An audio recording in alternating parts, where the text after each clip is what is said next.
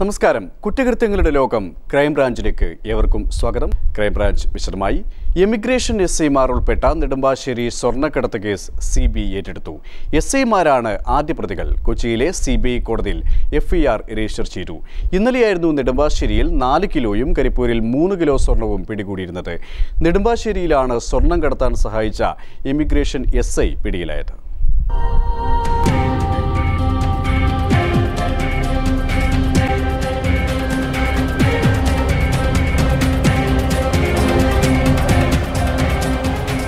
Emigration എസ്ഐമാരായ EV Manu, R Krishnakumar എന്നിവരാണ് കേസിലെ 1ഉം 2ഉം പ്രതികൾ. സ്വർണം എത്തിച്ച ഇജാസ് അബ്ദുള്ള 3ആം പ്രതിയും സ്വർണം വാങ്ങിയ ട്രാവൽ ഏജൻസി ഉടമ റഷീദ് 4ആം പ്രതിയുമാണ്. കേസിലെ രേഖകളും CCTV ദൃശ്യങ്ങളും കൈമാറാൻ CBI കസ്റ്റംസിനോട് ആവശ്യപ്പെട്ടു. കേസിൽ തുടക്കത്തിൽ തന്നെ CBI പ്രാഥമിക വിലയിരുത്തൽ നടത്തിയിരുന്നു. ഇതിനുശേഷമാണ് കേസ് ഏറ്റെടുത്തതായി അറിയിച്ചത്. എസ്ഐമാരുടെ ഡെപ്യൂട്ടേഷൻ IB റദ്ദാക്കിയിട്ടുണ്ട്.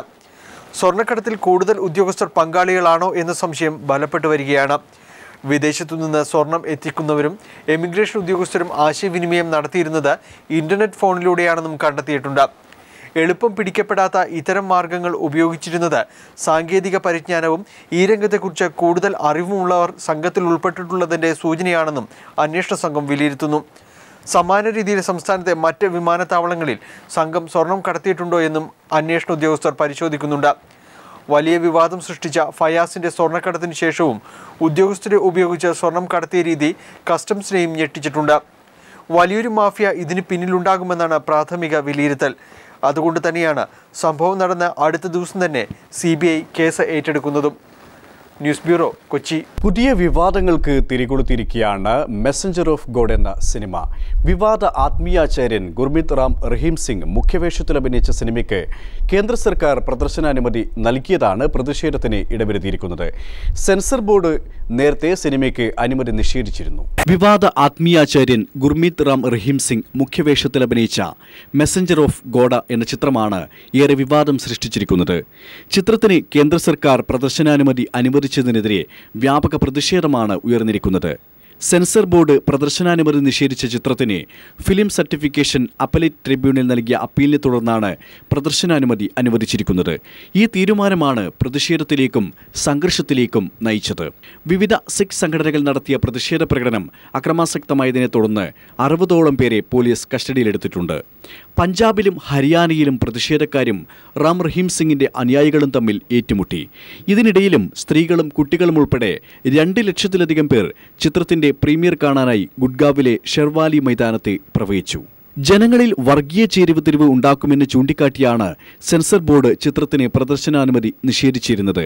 എന്നാൽ പ്രദർശനാനുമതി തേടി മെസ്സഞ്ചർ ഓഫ് ഗോഡിന്റെ അണിയറ പ്രവർത്തകർ ഫിലിം സർട്ടിഫിക്കേഷൻ അപ്പലേറ്റ് ട്രിബ്യൂണലിനെ സമീപിക്കുകയായിരുന്നു. തുടർന്നാണ് സെൻസർ ബോർഡിന്റെ എതിർപ്പ് മറികടന്ന് ട്രിബ്യൂണൽ ചിത്രത്തിന് പ്രദർശനാനുമതി നൽകിയത്. ഉത്തരേന്ത്യയിലെ അറിയപ്പെടുന്ന വിശ്വാസ സമൂഹമായ ദേരാ സച്ചാ സൗദയുടെ തലവൻ ഗുർമീത് റാം റഹീം സിംഗ് 2 കൊലപാതക കേസുകളിലും 1 പീഡനക്കേസിലും പ്രതിയാണ്. സിഖ് ആചാര്യൻ ഗുരു ഗോവിന്ദ് സിംഗിന്റെ വേഷത്തിൽ പൊതുവേദിയിൽ ഇദ്ദേഹം പ്രത്യക്ഷപ്പെട്ടത് സാമുദായിക കലാപത്തിലേക്കും വഴിവെച്ചിരുന്നു. ഇതിനിടെ മെസ്സഞ്ചർ ഓഫ് ഗോഡിന് സെൻസർ ബോർഡിന്റെ എതിർപ്പ് മറികടന്ന് പ്രദർശനാനുമതി നൽകിയതിൽ പ്രതിഷേധിച്ച് കേന്ദ്ര സെൻസർ ബോർഡ് അധ്യക്ഷ ലീല സാംസണും ബോർഡ് അംഗം E ഭാസ്കറും രാജിവെച്ചു. News desk. പ്രവാചകന്റെ കാർട്ടൂൺ പ്രസിദ്ധീകരിച്ച് ഷാർലി അബ്ദോ വാരികയ്ക്കെതിരെ പ്രതിഷേധം വ്യാപകമാവുകയാണ്. യൂറോപ്പിലും പാകിസ്ഥാനിലുമടക്കം മതനിന്ദ എന്നാരോപിച്ച് പ്രതിഷേധക്കാർ തെരുവിലിറങ്ങി. അതിനിടെ പാരീസിൽ ഇന്ന് നിരവധി പേർ ബന്ദിയാക്കപ്പെട്ടത് ആശങ്കയ്ക്കും ഇടവരുത്തി.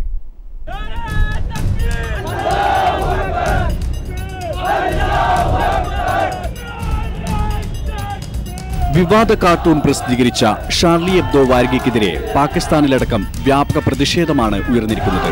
ഈ പ്രതിഷേധത്തിനിടെയാണ് AFP ഫോട്ടോഗ്രാഫർ ആസിഫ് ഹസന് വെടിയേറ്റത്. തുറമുഖ നഗരമായ കറാച്ചിയിലെ ഫ്രഞ്ച് സ്ഥാനപതി കാര്യാലയത്തിന് മുന്നിലാണ് ഇന്ന് പ്രതിഷേധ പ്രകടനം നടന്നത്. പ്രതിഷേധക്കാരിൽ പലരും ആയുധങ്ങൾ ധരിച്ചാണ് എത്തിയതെന്ന് മാധ്യമങ്ങൾ റിപ്പോർട്ട് ചെയ്തു. അക്രമാസക്തരായ പ്രതിഷേധക്കാരെ പിരിച്ചുവിടാൻ പോലീസ് ജലപീരങ്കിയും കണ്ണീർവാതക ഷെല്ലുകളും പ്രയോഗിച്ചു. ഫ്രഞ്ച് സ്ഥാനപതി കാര്യാലയത്തിലേക്ക് ഇടിച്ചു കയറാനും പ്രതിഷേധക്കാർ ശ്രമിച്ചു.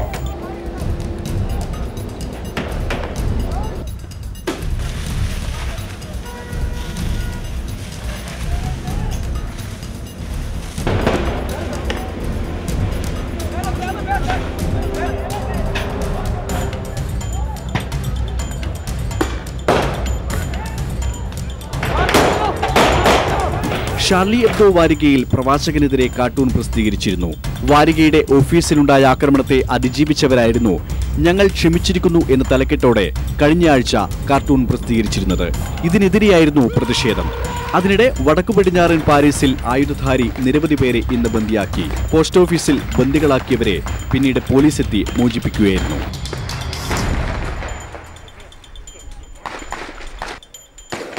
News desk. ഭൂമി തട്ടിപ്പ് കേസുമായി ബന്ധപ്പെട്ട് മുഖ്യമന്ത്രിയുടെ ഗൺമാൻ ആയിരുന്ന സലിം രാജിനെ നുണപരിശോധനയ്ക്ക് വിധേയനാക്കിയേക്കും. കേസുമായി ബന്ധപ്പെട്ട അന്വേഷണ റിപ്പോർട്ട് സമർപ്പിക്കാൻ നുണപരിശോധനയ്ക്ക് വിധേയനാക്കണമെന്ന് കണ്ടെത്തിയാണ് CBIയുടെ നീക്കം. ഇത് സംബന്ധിച്ച ഹർജി എറണാകുളം CJM കോടതിയിൽ സമർപ്പിക്കും. കളമശ്ശേരി കടകംപള്ളി ഭൂമി തട്ടിപ്പ് കേസുകളുമായി ബന്ധപ്പെട്ട് മുഖ്യമന്ത്രി ഉമ്മൻചാണ്ടിയുടെ മുൻ ഗൺമാൻ സലിം രാജിനെ നുണപരിശോധനയ്ക്ക് വിധേയമാക്കാൻ അനുമതി തേടിക്കൊണ്ട് എറണാകുളം CJM കോടതിയിലാണ് CBI ഹർജി സമർപ്പിക്കുക. കേസിന്റെ മുന്നോട്ടുള്ള പ്രയാണത്തിന് ഇത് അത്യാവശ്യമാണ് എന്ന് കാണിച്ചാണ് CBI തിരുവനന്തപുരം യൂണിറ്റ് ഹർജി നൽകുന്നത്. കേസുമായി ബന്ധപ്പെട്ട പ്രധാന തെളിവുകൾ പലതും ലഭിക്കാത്ത സാഹചര്യത്തിലാണ് CBIയുടെ ഈ തീരുമാനം. സലിം രാജിന്റെയും മറ്റും ഫോൺ രേഖകളും വസ്തുവിന്റെ തണ്ടപ്പേര് തിരുത്തിയതുമായും ബന്ധപ്പെട്ടുള്ള രേഖകളും CBIക്ക് ഇതുവരെ ലഭിച്ചിട്ടില്ല.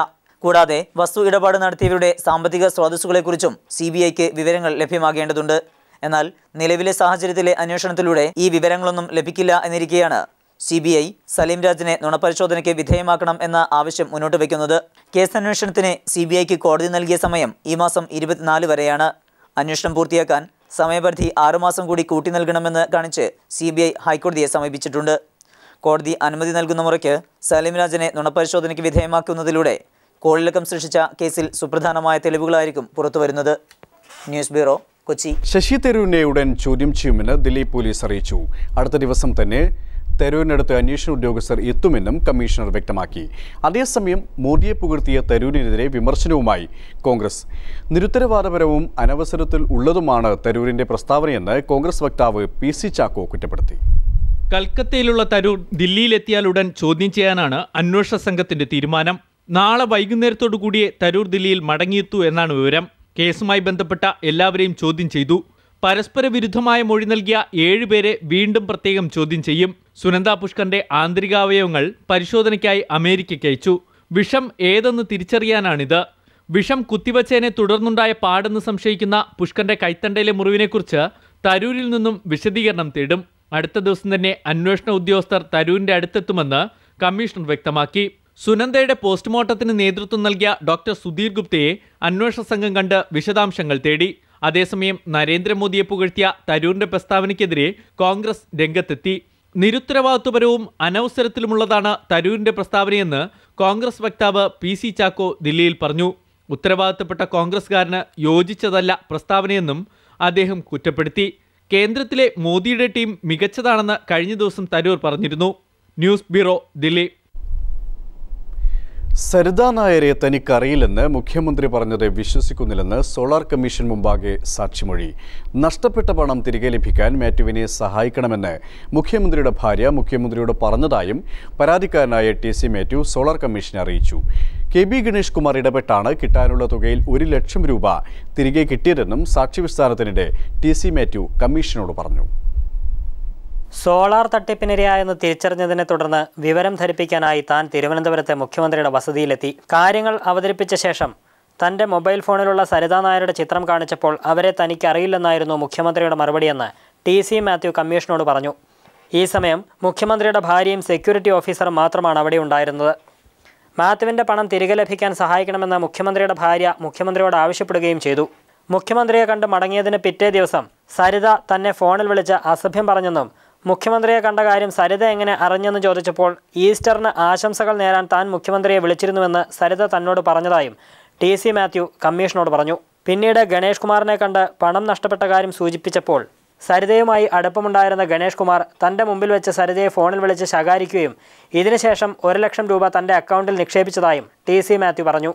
പിന്നീട് അറസ്റ്റിലായ ശേഷം സരിത പെരുമ്പാവൂരിൽ നിന്നും തന്നെ വിളിക്കുകയും പണം നഷ്ടപ്പെട്ടിട്ടില്ലെന്നും അതെല്ലാം റിയൽ എസ്റ്റേറ്റിൽ നിക്ഷേപിച്ചിട്ടുണ്ടെന്ന് സരിത പറഞ്ഞതായും TC മാത്യു പറഞ്ഞു. പെരുമ്പാവൂർ പോലീസ് സ്റ്റേഷനിൽ ചെന്നിട്ട് അവളെന്നെ വിളിച്ച് പറഞ്ഞു, സാർ കേസ് കൊടുക്കരുത്, സാറിൻ്റെ പൈസ ഞാൻ സെറ്റിൽ ചെയ്യാം. എന്നിട്ട് പറഞ്ഞു നാളെ അമ്മ കൊണ്ടുവന്ന് 6 ലക്ഷം രൂപ തരുമെന്ന് പറഞ്ഞു. അപ്പോൾ ഞാൻ അവളോട് ചോദിച്ചു, നിനക്ക് ഇവിടെ നിന്ന് ഇപ്പോൾ പൈസ നീ ജയിലിലല്ലേ? എന്നാൽ പറഞ്ഞു ഞാൻ റിയൽ എസ്റ്റേറ്റ് ഇൻവെസ്റ്റ് ചെയ്തിട്ടുണ്ട്, മുഴുവൻ പൈസയും ഞാൻ സോളാറൊന്നും പറഞ്ഞ് മുടക്കിയിട്ടില്ല. റിയൽ എസ്റ്റേറ്റ് ഞാൻ വാങ്ങിച്ചു തരാമെന്ന് പറഞ്ഞിട്ടുണ്ട്.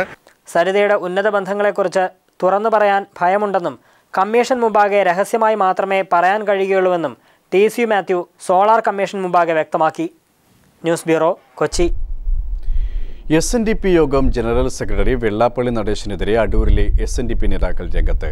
പത്തനംതിട്ട അടൂർ യൂണിയന് കീഴിൽ മൈക്രോ ഫിനാൻസ് പദ്ധതി വഴി കോടികൾ തട്ടിയെന്ന പരാതി ജനറൽ സെക്രട്ടറി കെട്ടിച്ചമച്ചതാണെന്ന് ആരോപണം.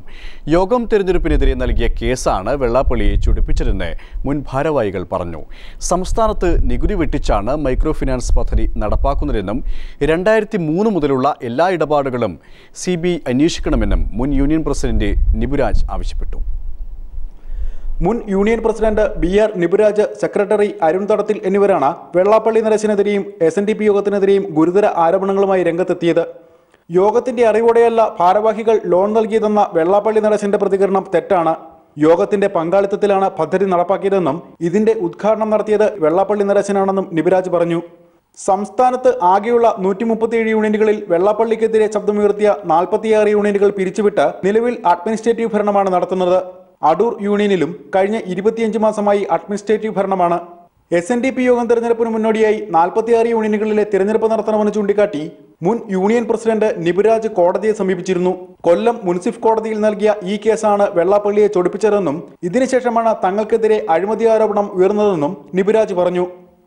46ഓളം യൂണിയനുകളിൽ ജനാധിപത്യപരമായ തെരഞ്ഞെടുപ്പ് നടത്തണമെന്നും 1000ഓളം ശാഖായോഗങ്ങൾ അഡ്മിനിസ്ട്രേറ്റീവ് ഭരണത്തിൽ നടക്കുന്നുണ്ട്. അതും ജനാധിപത്യപരമായ തെരഞ്ഞെടുപ്പ് നടത്തിയതിനു ശേഷം മാത്രമേ 2015 SNDP യോഗത്തിൻ്റെ തെരഞ്ഞെടുപ്പ് നടത്താവൂ എന്ന് പറഞ്ഞുകൊണ്ട് ഞാൻ കൊല്ലം കോടതിയെ സമീപിച്ചിട്ടുണ്ട്.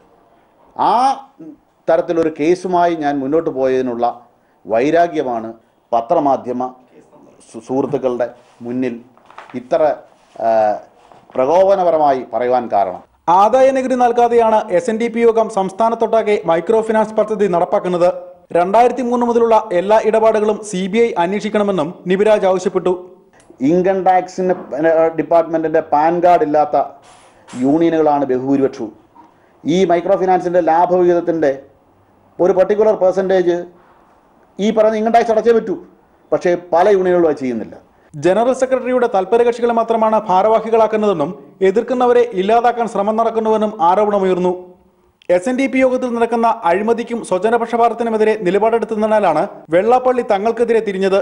യോഗം തെരഞ്ഞെടുപ്പ് തന്നിഷ്ടത്തിന് നടത്താൻ അനുവദിക്കില്ലെന്നും സംഘടനയ്ക്കുള്ളിലെ അഴിമതിക്കെതിരെ നിയമ നടപടികളുമായി മുമ്പോട്ടു പോകുമെന്നും മുൻ ഭാരവാഹികൾ പറഞ്ഞു.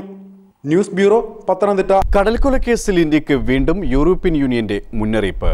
കേസ് അന്താരാഷ്ട്ര മാനദണ്ഡങ്ങൾ അനുസരിച്ച് പരിഹരിക്കാൻ തയ്യാറാകണം. കേസിൽ ഇന്ത്യ അനാവശ്യ നിർബന്ധം കാണിക്കുകയാണെന്നും യൂറോപ്യൻ യൂണിയൻ മുന്നറിയിപ്പിൽ പറയുന്നു. വിഷയം സുപ്രീം കോടതിയുടെ പരിഗണനയിലാണെന്ന് ഇന്ത്യ പ്രതികരിച്ചു. കടൽക്കൊലക്കേസിൽ ഇത് 2ാം തവണയാണ് യൂറോപ്യൻ യൂണിയൻ ഇന്ത്യക്കെതിരെ രംഗത്ത് വരുന്നത്. അറസ്റ്റിലായ 2 നാവികരെ വിചാരണ ചെയ്യേണ്ടത് ഇന്ത്യയിലാകരുതെന്ന് യൂറോപ്യൻ യൂണിയൻ ആവശ്യപ്പെട്ടു.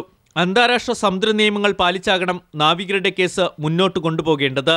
ഇറ്റാലിയൻ നാവികർ പ്രതികളായതിനാൽ കേസ് ഇറ്റലിയിൽ നടത്തണമെന്ന ആവശ്യവും യൂറോപ്യൻ യൂണിയൻ മുന്നോട്ട് വയ്ക്കുന്നുണ്ട്. നാവികരായ മാസിമിലാനോ ലത്തോറ, സാൽവത്തോറോ ജെറോം എന്നിവർക്ക് മാനുഷിക പരിഗണന നൽകണമെന്നും യൂറോപ്യൻ യൂണിയൻ ആവശ്യപ്പെടുന്നു. News bureau, Delhi. 300 കോടിയുടെ തട്ടിപ്പ് കേസിൽ CBI അന്വേഷിക്കുന്ന പ്രതിയെ പാലക്കാട് ക്രൈംബ്രാഞ്ച് അറസ്റ്റ് ചെയ്തു. എറണാകുളം തമനം സ്വദേശി അബ്ദുൽ നാസർ എന്ന നൌഷാദാണ് പിടിയിലായത്. ദുബൈയിൽ ഒളിവിൽ കഴിയുന്ന ദമ്പതികളായ പ്രധാന പ്രതികളെ നാട്ടിലെത്തിക്കാനുള്ള ശ്രമം ആരംഭിച്ചതായി ക്രൈംബ്രാഞ്ച് അധികൃതർ അറിയിച്ചു.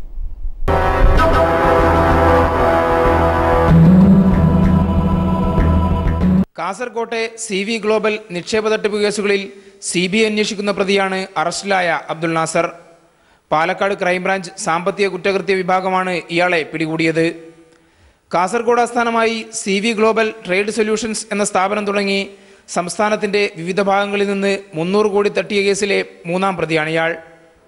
തൃക്കാക്കരയിലുള്ള വാടക വീട്ടിൽ നിന്ന് DYSP AS രാജുവിന്റെ നേതൃത്വത്തിലുള്ള സംഘമാണ് ഇയാളെ പിടികൂടിയത്. CV ഗ്ലോബൽ ട്രേഡ് സൊല്യൂഷൻസ് എന്ന് പറഞ്ഞൊരു കമ്പനി ഉണ്ടായിരുന്നു. ഇതിൽ പ്രധാന പ്രതി 1ാം പ്രതി CV സാദിഖ്, പിന്നെ